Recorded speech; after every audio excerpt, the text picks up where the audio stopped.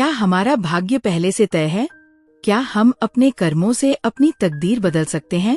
नमस्कार, आप सुन रहे हैं ऑडियो बुक हिंदी, जहां हम आपको महान पुस्तकों का सार, विचार और गहराई से समझने योग्य ऑडियो बुक प्रस्तुत करते हैं।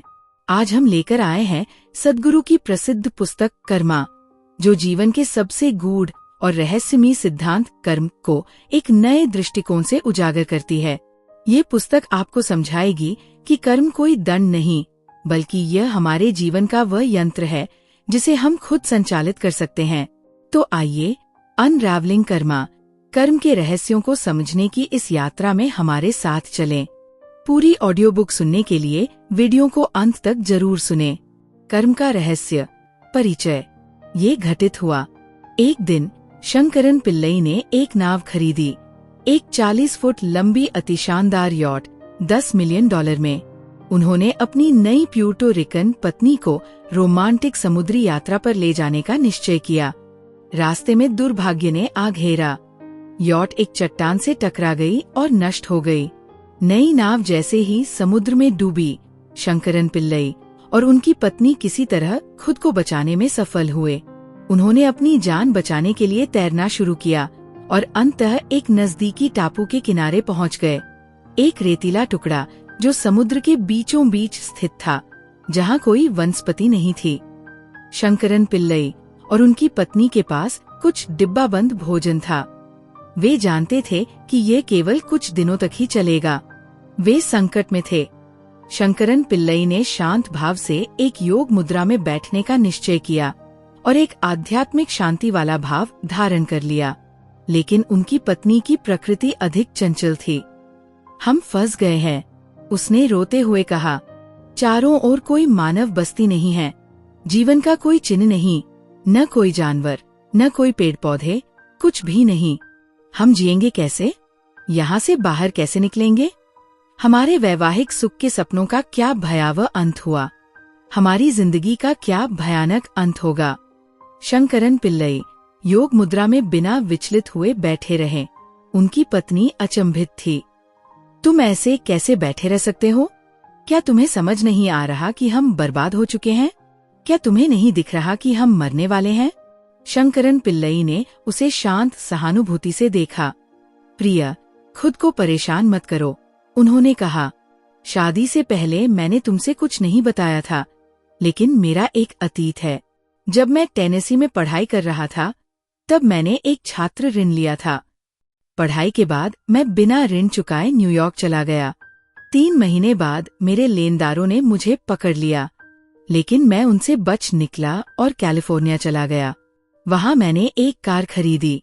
जब मैंने कार लोन लिया ही था, तो सोचा छोटी कार क्यों लूं? इसलिए मैंने सोने की परत चढ़ी रोल्स रॉयस खरीदने के लिए $2 मिलियन का लोन ले लिया। वहां रहने में कठिनाई हुई तो मैंने कार लेकर ओरेगन जाने का निश्चय किया, लेकिन वे वहां भी मेरे पीछे आ गए। उसके बाद मैंने $5 मिलियन का होम लोन लिया और फिर मैक्सिको चला गया, लेकिन 6 महीने बाद वे वहां भी पहुंच गए। फिर जैसा कि तुम जानती हो, मैंने तुमसे शादी की और टेक्सास में $10 मिलियन की ये यॉट खरीदी। अभी तक मैंने इसकी पहली किश्त भी नहीं भरी है, तो चिंता मत करो, शांति बनाए रखो, घबराओ मत। वे हमें ढूंढ ही लेंगे, वे हमेशा ढूंढ लेते हैं। शंकरन पिल्लई की ये अडिग धारणा कि वे मिल ही जाएंगे, या अधिक सही रूप में कहें, उनका ये एहसास कि वे कभी अपने लेनदारों से बच नहीं सकते। दुनिया इस घटना को एक और नाम से जानती है, कर्म। हमारे जीवन का अटल आधार, वह तंत्र जो ये सुनिश्चित करता है कि हम अपने कर्मों के परिणामों से बच नहीं सकते। वह चक्र जो जहाँ भी हम जाए, हमें कठोरता और अनिवार्यता के साथ अनुगम करता प्रतीत होता है। हालांकि ये शब्द मूल रूप से भारतीय है, लेकिन आज कर्म ऐसा शब्द बन चुका है जो हर शब्दकोश में अपनी जगह बना चुका है। ये केवल आध्यात्मिक ग्रंथों और विद्वतापूर्ण लेखों तक सीमित नहीं है, बल्कि ये एक ऐसा शब्द है जिसने गूढ़ अध्ययन से लेकर जनसामान्य की बोलचाल तक हर स्तर पर अपनी पकड़ बना ली है। आखिर ये संस्कृत शब्द विश्व की हर भाषा में कैसे प्रवेश कर गया? इसकी असाधारण लोकप्रियता सदियों तक इसकी प्रासंगिकता और इसकी गूढ़ता का क्या कारण है? इसके कई उत्तर हो सकते हैं, लेकिन शायद इसका सबसे महत्वपूर्ण उत्तर यही है: कर्म ही एकमात्र ऐसी अवधारणा है जो मनुष्य की पीड़ा और दुख को समझने का एक ढांचा प्रदान करती है। ये वही तर्क है जो इस संसार की प्रतीत होती अनुचितता को व्याख्यायित करता है। अन्यथा हम मनुष्य के व्यापक कष्ट को कैसे समझ सकते हैं? युद्ध और असाध्य बीमारियों के भयावह दृश्य, भूख से तड़पते बच्चों और प्रताड़ित कैदियों की मूक वेदना, और अतीत से लेकर वर्तमान तक मानवता द्वारा झेले गए अत्याचार और संघर्षों के अंतहीन इतिहास को कैसे समझाएं? इसके अतिरिक्त वे पुराने प्रश्न जो सदियों से मनुष्य को कचोटते आए हैं: अच्छे लोगों के साथ बुरी घटनाएं क्यों घटती हैं? क्यों भाग्य अक्सर उन्हीं का साथ देता है जो क्रूर, अन्यायी या नैतिक रूप से भ्रष्ट प्रतीत होते हैं?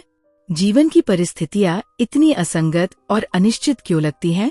कभी कभी ऐसा क्यों प्रतीत होता है कि यदि कोई ईश्वर है तो वो संसार के साथ खेल रहा है? ब्रह्मांड इतना कठोर, अराजक और अनियंत्रित क्यों प्रतीत होता है? शायद कोई और शब्द इस मानवमन की व्यग्र क्यों का उत्तर देने में कर्म जितना सक्षम नहीं है। फिर भी इस शब्द को या तो अत्यधिक सरलीकृत कर दिया गया है या फिर अनावश्यक रूप से जटिल बना दिया गया है। अब समय आ गया है कि हम इस अवधारणा को गहराई से समझें, ये जानने का कि कैसे कर्म आध्यात्मिक शब्दावली में सबसे अधिक प्रयुक्त, कभी कभी दुरुपयोग किया गया, परंतु फिर भी अपरिहार्य शब्द बना हुआ है। ये जानने का कि कैसे ये जीवन के सबसे मूलभूत प्रश्नों, जीवन के अर्थ और इसे कैसे जिया जाए से जुड़ा हुआ है। ये पुस्तक न केवल एक खोज है, बल्कि एक मार्गदर्शक भी है जो पाठकों को एक जटिल संसार में बुद्धिमानी और प्रसन्नता से जीने की कुंजी प्रदान करने का प्रयास करती है। यह कर्म को उसकी मूल परिवर्तनकारी क्षमता में पुनर्स्थापित करने का प्रयास करती है।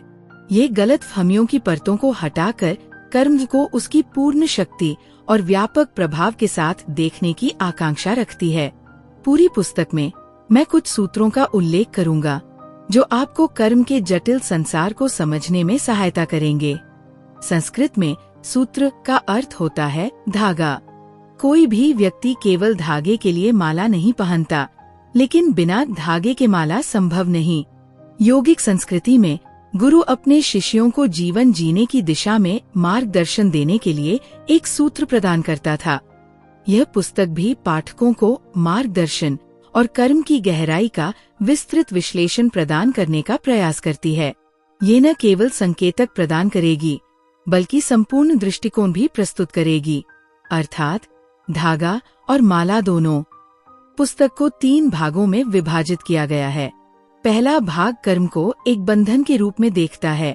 दूसरा भाग इस बंधन से मुक्ति की संभावनाओं की खोज करता है और तीसरा भाग इस विषय से संबंधित आम प्रश्नों पर केंद्रित है। पहला भाग कर्म के जटिल तंत्र को समझाता है, एक ऐसा तंत्र जो अधिकांश लोगों की कल्पना से कहीं अधिक जटिल है।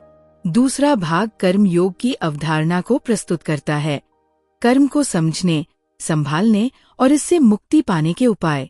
इस खंड का एक व्यावहारिक दृष्टिकोण है, लेकिन ये भी समझना आवश्यक है कि योग एक विज्ञान है जिसे उसकी संपूर्ण गहराई में केवल एक आध्यात्मिक गुरु के मार्गदर्शन में ही प्राप्त किया जा सकता है। एक पुस्तक इस मार्ग को उजागर और प्रेरित तो कर सकती है, और यही इस भाग का उद्देश्य है। एक चेतावनी: जैसे जैसे आप इस पुस्तक में आगे बढ़ेंगे, आपको कई तकनीकी शब्द मिल सकते हैं, लेकिन निराश मत हों। कर्म कोई काव्यात्मक विषय नहीं है, बल्कि ये एक जटिल क्षेत्र है जिसमें सटीक और विश्लेषणात्मक अवधारणाएं शामिल हैं। फिर भी यह कोई रूखा सूखा विषय नहीं है। ये मानव अस्तित्व का आधार है, वास्तव में जीवन और मृत्यु का प्रश्न। इसलिए इस चर्चा को केवल शैक्षणिक दृष्टिकोण से नहीं देखा जा सकता। पहले और दूसरे भाग के कई अध्यायों में साधनाएं शामिल हैं। संस्कृत में साधना का अर्थ होता है उपकरण या साधन। ये साधन आपको इस पुस्तक में प्रस्तुत अंतर्दृष्टियों को अपने जीवन में लागू करने और अपने अनुभवों के माध्यम से परखने का अवसर देंगे। तीसरा भाग प्रश्नों को समर्पित है। ये वे जिज्ञासाएं हैं जो मुझे 3 दशकों से अधिक समय से कार्यक्रमों और संवादों के दौरान पूछी जाती रही हैं। ये प्रश्न बार बार इसलिए उठते हैं क्योंकि कर्म को लेकर मानव जिज्ञासा चिरस्थायी, निरंतर और प्रबल है। इस विषय पर व्याप्त भ्रम वास्तविक है और इसे लेकर स्पष्टता की प्यास भी उतनी ही प्रामाणिक है। संभावना है कि इनमें से कुछ प्रश्न आपके भीतर भी प्रतिध्वनित होंगे। कुछ प्रश्न तो आपके अपने ही लग सकते हैं, क्योंकि जब से मानव सभ्यता अस्तित्व में आई है तब से बहुत कम प्रश्न वास्तव में नए हैं। संदर्भ और परिस्थितियां बदल सकती हैं, लेकिन पीड़ा और अन्याय से भरे इस संसार को समझने की आवश्यकता आज भी उतनी ही प्रासंगिक है जितनी सदियों पहले थी। जीवन के रहस्यों को जानने की मानवीय प्यास तब तक बनी रहेगी जब तक समय का अस्तित्व है। आइए हम कर्म को समझें। तो दोस्तों, आज के इस अध्याय में हमने जाना कि कर्म क्या है और यह हमारे जीवन को कैसे प्रभावित करता है। लेकिन ये तो बस शुरुआत थी।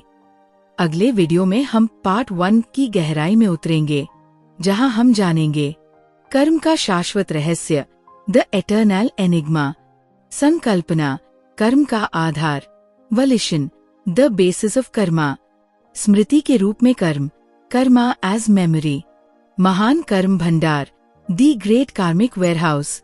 ये सब शुरू कैसे हुआ? How did it all begin? तो अगर आप जानना चाहते हैं कि कर्म का विज्ञान वास्तव में क्या है, तो अगले वीडियो को जरूर देखें। चैनल को सब्सक्राइब करें और बेल आइकन दबाएं ताकि आपको नोटिफिकेशन मिल सके। अगर आपको ये वीडियो पसंद आया तो इसे लाइक करें, अपने विचार कमेंट में साझा करें और इसे उन लोगों तक पहुंचाएं जो जीवन को गहराई से समझना चाहते हैं। मिलते हैं अगले वीडियो में। तब तक के लिए स्वयं को जानिए, कर्म को समझिए और अपनी यात्रा को सार्थक बनाइए।